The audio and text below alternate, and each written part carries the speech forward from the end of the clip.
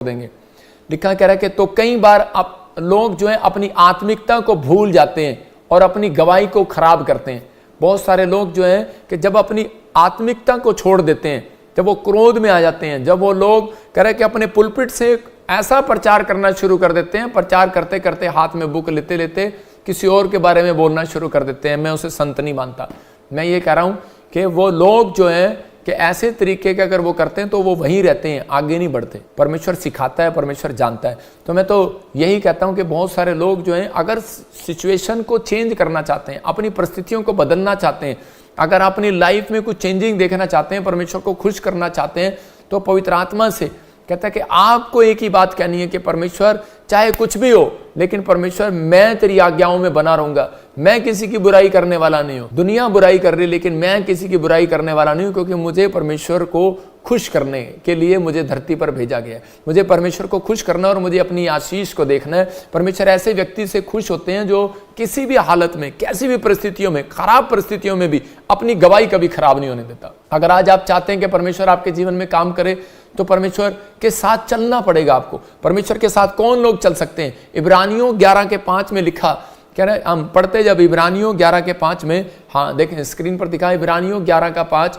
देखो क्या लिखा वहां पर, पढ़ जरा इसको पास्टर आकर। इब्रानियों 11:5 में एक जगह पर लिखा, विश्वास ही से हनोक उठा लिया गया, स्वर्ग में उठा लिया गया, विश्वास ही से। और हनोक जब स्वर्ग में उठा लिया गया, इसका मतलब कि उसने मौत को ना देखा। क्या कर रहे हैं, टॉपिक नहीं बनाए हुए, वचन नहीं बनाए हुए। विश्वास ही से हनोक करे के ऊपर उठा लिया गया। क्यों उठा लिया गया? क्योंकि वो परमेश्वर के साथ चलता रहा। कितने साल? 300 साल वो परमेश्वर के साथ चलता रहा। 300 साल और आत्मिक जीवन जिया उसने 300 साल। आज एक व्यक्ति का मसीहत में आने के बाद एक दिन नहीं चलता विश्वास से। एक दिन परिस्थितियों में गिर गया तो उसी समय डाउन।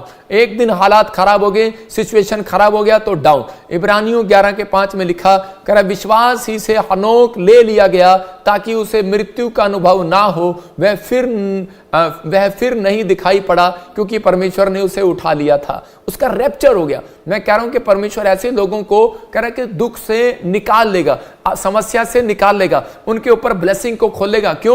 क्योंकि परमेश्वर चाहते हैं, कह रहा है कि आज पवित्र आत्मा उन लोगों की जिंदगी में काम करेगा और विश्वास के कारण हनोक ले लिया गया ताकि उस मृत्यु का अनुभव ना हो। क्यों? क्योंकि परमेश्वर उस व्यक्ति से प्यार करते हैं, क्योंकि उसने अपनी सारी जिंदगी परमेश्वर को खुश किया, परमेश्वर के साथ चलता रहा। मैं ये नहीं कर रहा हूं हाथ पकड़ के चलता रहा, वो परमेश्वर के वचन में चलता रहा, परमेश्वर के साथ चलता रहा, हर चीज में, हर परिस्थितियों में वो परमेश्वर के साथ बना रहा और इसी समय ब्लेसिंग बनी रही। परमेश्वर चाहते हैं कि आज अगर आप चाहते हैं कि परमेश्वर आपको आपके जीवन में कोई बड़ा काम करे, तो उसी समय उसको खुश करना पड़ेगा। आपको गवाही खराब नहीं होने देना। कह रहा है कि अपने विश्वास से आज्ञा मानना है परमेश्वर की। कहता है परमेश्वर जो कहे आपको मानना है, अपनी आत्मिकता को भंग नहीं होने देना। बहुत सारे लोग आते हैं आपकी आत्मिकता भंग करने के लिए। देखो जी पास्टर जी आपके बारे में क्या कह रहा है, देखो जी आपके बारे में क्या बोल रहा है। परमेश्वर का आत्मा कहता है अपनी आत्मिकता को भंग करते हैं आप। अगर आप वो चीजें देखते हैं, अगर आप ऐसी बातें सुनते हैं, बुराई आप पर आन पड़ेगी। अगर आप देखेंगे बुरी चीजें, तो आप बुरी चीज आपके अंदर आ घुसेगी। इसलिए यीशु मसीह ने कहा कूद दृष्टि मत डालना, कह बुरी नजर से मत देखना। कहता नहीं तो वही चीजें तुम्हारे अंदर आएंगी और तुम्हें कहता कि शैतान के हाथों में पकड़वाएंगी। इसलिए प्रभु चाहते हैं, कहता इन चीजों से कह रहा कि दूर रहें। कह रहा 2 लोगों की मौत नहीं हुई बाइबल के अंदर, जो बाइबल बताती है।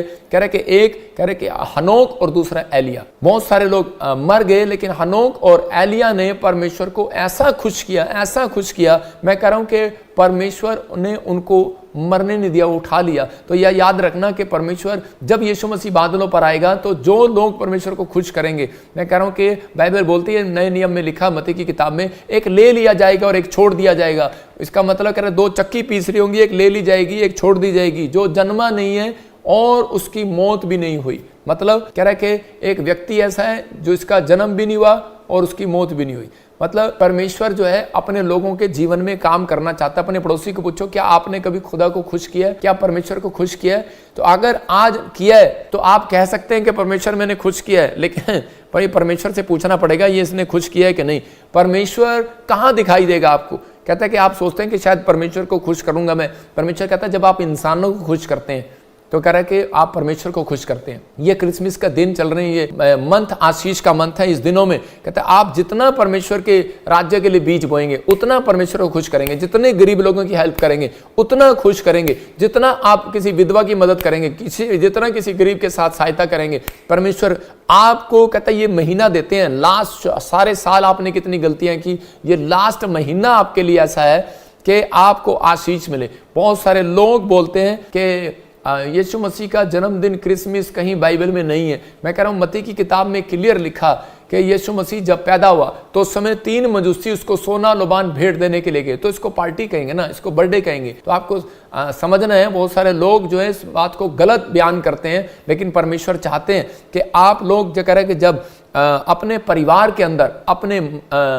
चर्च के अंदर, और उसी समय कह रहा है कि आप जब बाहर की दुनिया में जब आप एक दूसरे को खुश करते हैं तो परमेश्वर को खुश करते हैं। पहले अपनी बीवी बच्चों को खुश करो, मतलब कि पहले परमेश्वर को प्यार करो, लेकिन परमेश्वर क्या चाहते हैं, कहते हैं कि आप अपने बीवी बच्चों को भी खुश करें, अपने परिवार में भी कह रहा है कि आनंद मनाएं, तो परमेश्वर खुश होगा। कह रहा है इसका मतलब कि परमेश्वर चाहते हैं पहले परमेश्वर, फिर दूसरा कहता है कि परिवार, और फिर तीसरा कह रहे कि कलीसिया। अगर आप ये 3 चीजें नोट कर लें, मैं कह रहा हूं आपकी जिंदगी में कभी भी दुख परेशानियां नहीं आने वाली। ये बात को समझ लेना, दुख परेशानियां आती हैं लेकिन परमेश्वर उन लोगों के लिए खड़ा रहता है, जैसे अनोख के लिए खड़ा रहा, एलिया के लिए खड़ा रहा, और कहता है कि वो दुख, वो समस्या, वो मौत आने से पहले उसको उठा लिया।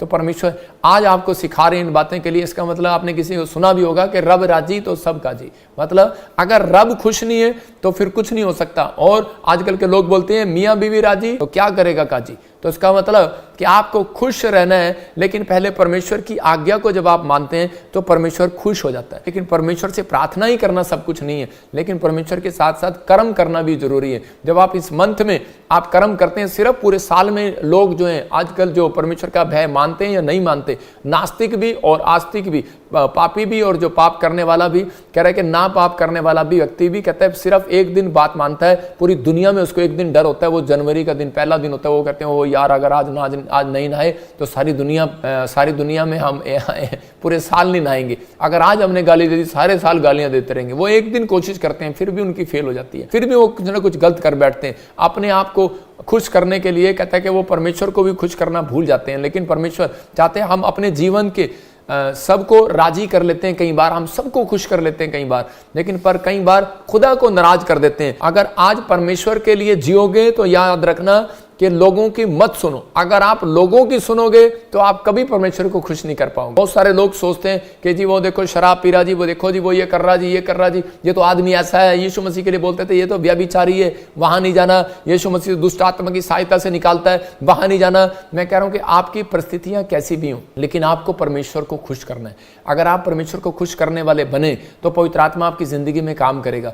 अय्यूब ने परमेश्वर को ऐसा खुश किया, और उसी समय जब उसकी परिस्थितियां, जब उसकी परीक्षा आई, तो उसी समय उसकी वो प्रार्थनाएं उसकी जिंदगी में काम आई जो वो पहले से करता था। मतलब कि जब आप परीक्षा में जब पढ़ते हैं तो तब आप प्रार्थना करते हैं, लेकिन अय्यूब परमेश्वर को प्रसन्न कैसे करता था, वो बिना मांगे, कोई मुसीबत आने से पहले, कोई भी आशीष लेने से पहले वो रूटीन में अपनी प्रार्थनाएं करता था। दानियल रूटीन में अपनी प्रार्थनाएं करता था। उसके पास एक चार्ट था कि परमेश्वर मैं प्रार्थना करूंगा 3 टाइम, और मैं परमेश्वर वचन को पढ़ूंगा और प्रभु तुझे खुश करूंगा। तो मतलब कि बहुत सारे लोग परमेश्वर को खुश कब करते हैं, जब उन्हें कोई काम होता है। लेकिन यहाँ पर अय्यूब अपनी लाइफ में परमेश्वर को खुश करता रहा, और उसी समय जब करे परिस्थितियां आई, उसकी पत्नी उसको कहने लगी छोड़ दे यीशु मसीह को, लेकिन वो तब भी परमेश्वर को खुश करता रहा।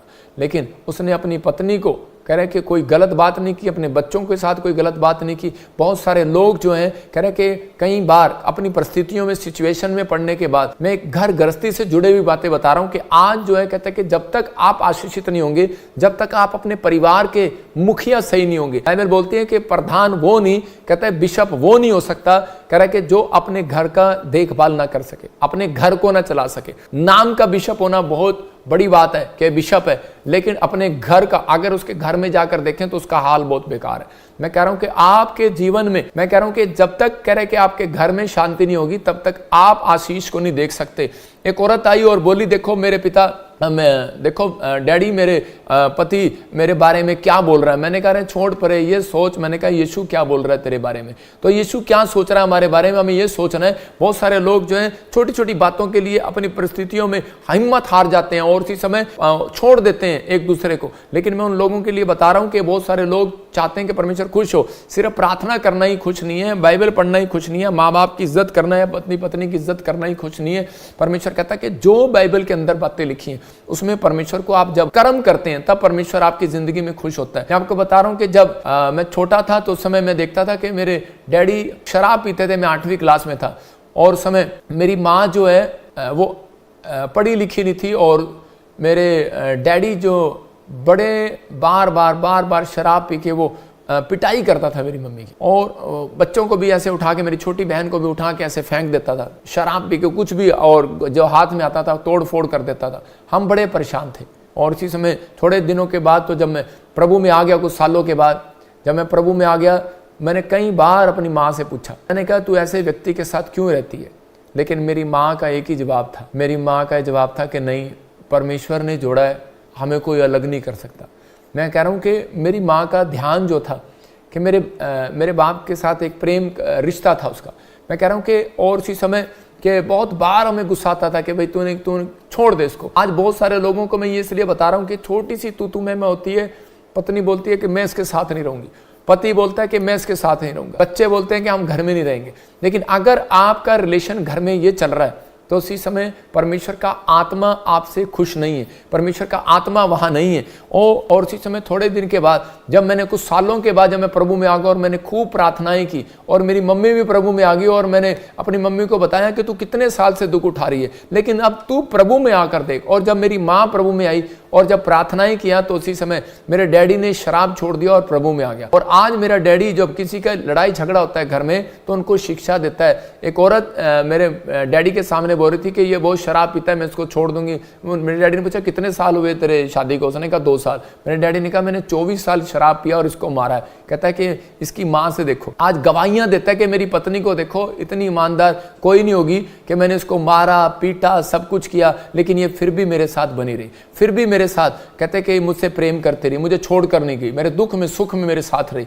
मतलब कि आपको परमेश्वर ने जो रिश्ता दिया है, अगर आप उस रिश्ते को सही ढंग से निभा रहे हो तो पवित्र आत्मा कह रहा है कि आप परमेश्वर से प्रेम कर रहे हो, परमेश्वर को खुश कर रहे हो। लेकिन अगर आप छोटी छोटी सिचुएशन में आप हार जाते हैं, मैंने शुरू में आते ही क्या कहा, मैं नहीं हारूंगा। आप किसी परिस्थितियों से हार नहीं सकते। आप मसीहत में हो, आप कमजोर ना हो, आपकी प्रार्थनाएं कमजोर नहीं है, आप कमजोर नहीं है। परमेश्वर का आत्मा कह रहा है कि आप ये ना कहो कि मैं नहीं कर सकता, मैं गिर चुका हूं, मैं उठ नहीं सकता, मेरा बिजनेस नहीं उठ सकता, मेरा पति सुधर नहीं सकता, मेरा बच्चा ठीक नहीं हो सकता। परमेश्वर का आत्मा कह रहा है सब कुछ हो सकता है, लेकिन कहता है पहले आप परमेश्वर को खुश करें। भजन संहिता 101 के 2 में लिखा, दाऊद कह रहा है कि मैं बुद्धिमानी से चलूंगा। मतलब कि यहाँ हनोक जो है परमेश्वर के साथ आज्ञा के साथ चल रहा है, ये बुद्धिमानी के साथ चल रहा है। अपने घर में खराई से बना रहूंगा, चलता रहूंगा। और परमेश्वर का आत्मा ऐसे व्यक्ति के साथ हो गया। दाऊद के प्रति परमेश्वर का प्रेम क्यों आ गया? क्योंकि वो अपने घर के प्रति और अपने परिवार के प्रति वो क्या कह रहा है, मैं निर्दोष आचरण पर ध्यान दूंगा। प्रभु तू मेरे पास कब आएगा, मैं अपने घर के भीतर शुद्ध हृदय से आचरण करूंगा। इसका मैसेज यही ध्यान से सुने कि परमेश्वर का आत्मा आपसे बात कर रहा है। कहता है कि अगर आज आप चाहते हैं कि परमेश्वर खुश हो, परमेश्वर मुझे ब्लेसिंग दे, तो पवित्र आत्मा कह रहा है कि पहले आप घर के अंदर शुद्ध होकर दिखाएं। कह रहा है कि आप छोटी छोटी बात के लिए गुस्सा करते हैं, छोटी छोटी बात के लिए कह रहे झगड़ा करते हैं, आप एक दूसरे के साथ, बच्चे परिवार के साथ, कहता है कि आप झगड़ा करते हैं। भजन संहिता 127 के 1 में लिखा, वहां पर क्लियर लिखा, यदि घर को यहोवा ना बनाए तो बनाने वाले का बनाना व्यर्थ है।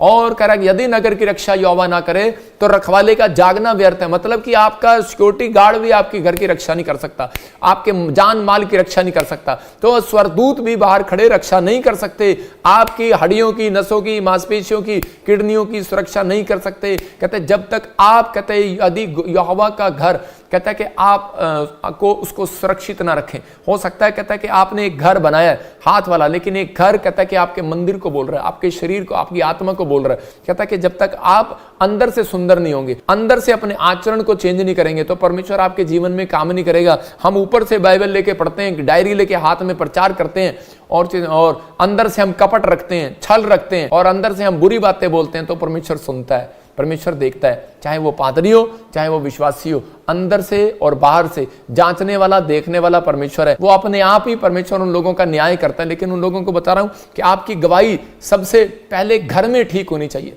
बहुत सारे लोग चर्च जाते हैं तैयार होकर, लेकिन मैं अपने लोगों को समझाता हूं कि आप सबसे ज्यादा चर्च में पवित्र हैं, ठीक है, लेकिन आप सबसे पहले कहता है ज्यादा आप घर में पवित्र बन के दिखाएं।